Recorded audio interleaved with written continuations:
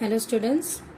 So from today onwards we are going to start our term 1 syllabus in the third chapter, that is from history, and your third chapter is ruling the countryside.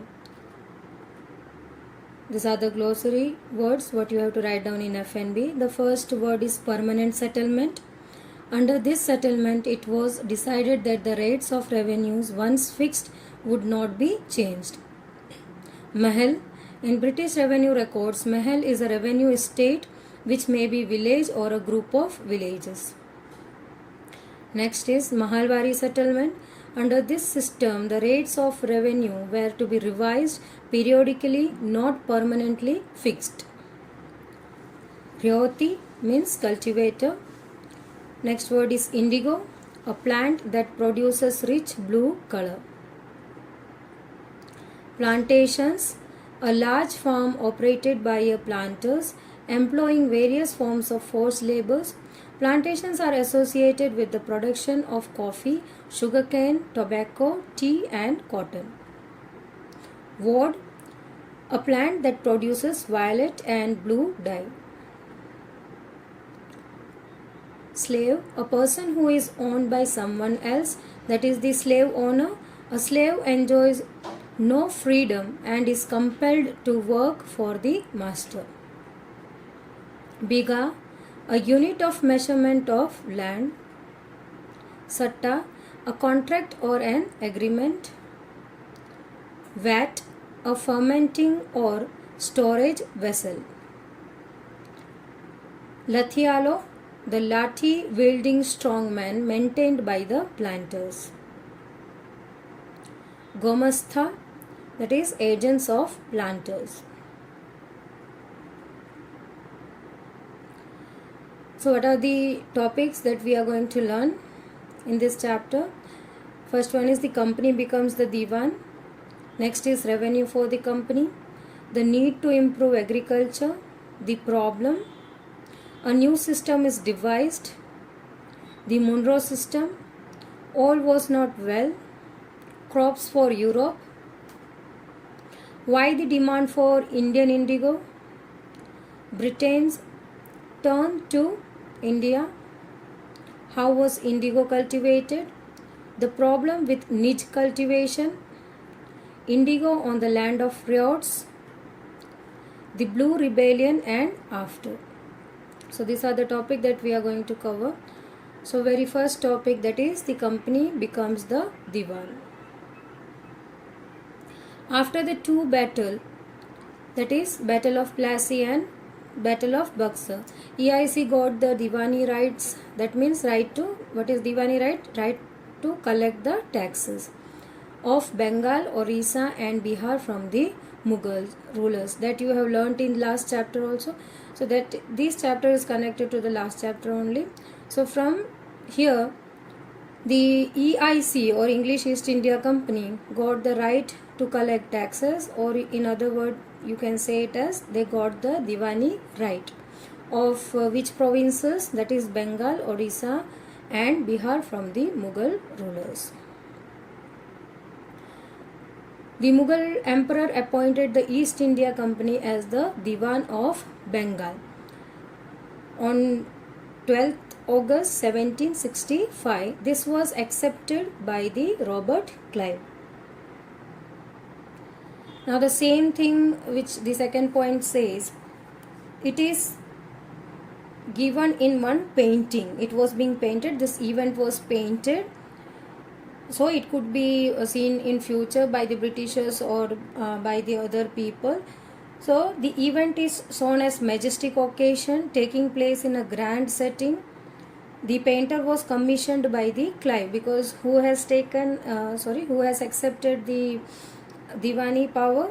The Robert Clive. So Clive has commissioned the painter to paint this event, to record the memorable event in Clive's life. So the grant of Diwani clearly was one such event in the British imagination. So the same painting was given in your textbook in the starting of the chapter. So you can see that painting itself. Next, As Diwan, the company became the chief financial administrator of territory under its control. So they are having all rights to take the revenue, the territory which are under their control. So they got power to collect the revenue. So in short, the financial department comes under the Britishers.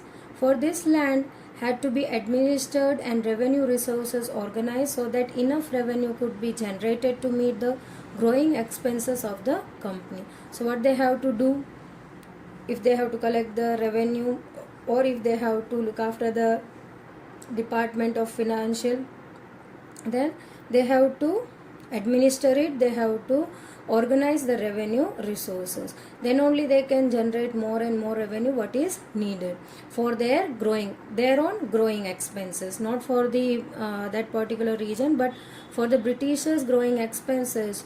To meet that, they have to maintain or they have to administer or they have to organize the revenue resources. A trading company had also to ensure that it could buy the products it needed and sell what it wanted. So rather than just organizing the revenue resources, what other thing they have to do? To develop a trading company to ensure what to buy, means which product has to be purchased and what has to be sold there or in their regions. The company learned to move with caution and pacify those who held power and authority. So these company rulers were considered those who came from outside. They were not belonging to India. So how the common people are going to follow their orders or anything which is suggested by the company, and even they are not looking after the entire provinces, only the financial resources or revenue system comes under the control of company. So they just came to India as a trader. They were not having other rights, but financial control was under their hand. So they were considered as alien rulers, those who are coming, the company which came from the other country. They are not been known to the common people. So company, when they were moving each step, they were taking it very in cautious way, and even they were already looking after those who are in power and authority. So they were not neglecting them, they were along with them, they were slowly and steadily establishing their control in the regions. How was this to be done? So we will see how the company came to colonize the countryside, organize revenue resource, redefine the rights of the people, and produce the crop it wanted. So they doesn't rule directly. Slowly and steadily they started establishing their rule. At first they were not willing to rule India, but later on they started ruling for several reasons. So already 3 provinces Diwani they got. Now in this chapter what we are going to learn, that they are going to colonize the countryside. Now what does the countryside means? Means to get the control in the rural areas.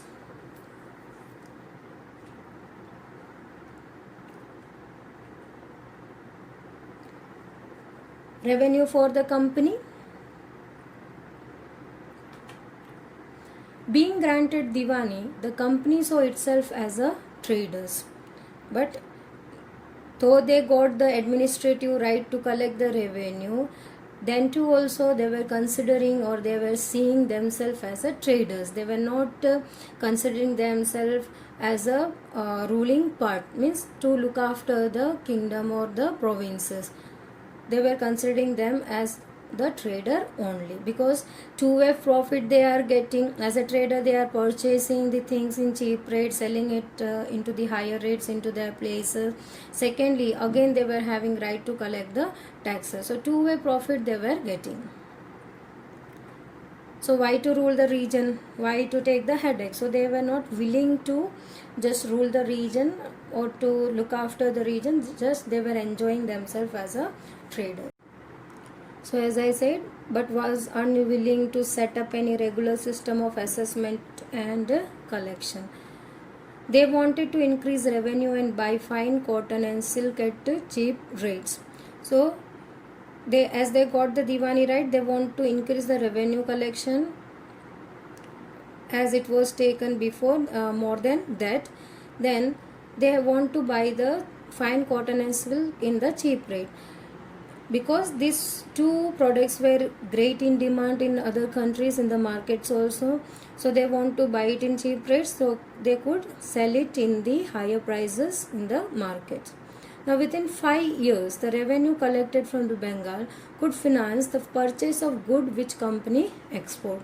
So you can see over here, revenue was doubled. So within the 5 years, they have collected that much of money that they could just finance the expenses to purchase the goods which the company have to export to their regions.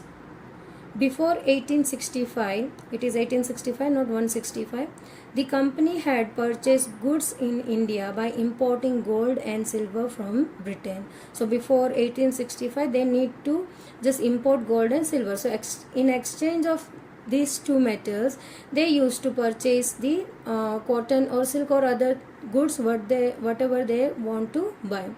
But as they got the Diwani power, now this thing was being completely stopped. They were not importing gold and silver to India to purchase anything. Instead of that, they were collecting the revenue that is meeting their finances to purchase the goods from India. Bengal began to face economic crisis, and peasants and artisans deserted their villages as they were collecting double taxes, and even they were purchasing the goods in cheaper price. So who was being more affected? It is being Bengal is facing the crisis, mainly the peasant and the artisans. So they have to pay the double taxes, even their goods are being purchased in a cheaper rates. So these people fed up of this system and they deserted their villages. It means they moved from their villages to the other region. Now why? Because they were forced to sell their goods to company at a lower price. That is already I have discussed. Now peasants were unable to pay the dues that were being demanded from them. As they were selling their goods in cheaper rates, they were not getting any kind of profit. Then later on, the revenue what the Britishers were collecting, that was double. Then how they are going to fulfill the demand what the Britishers are asking for?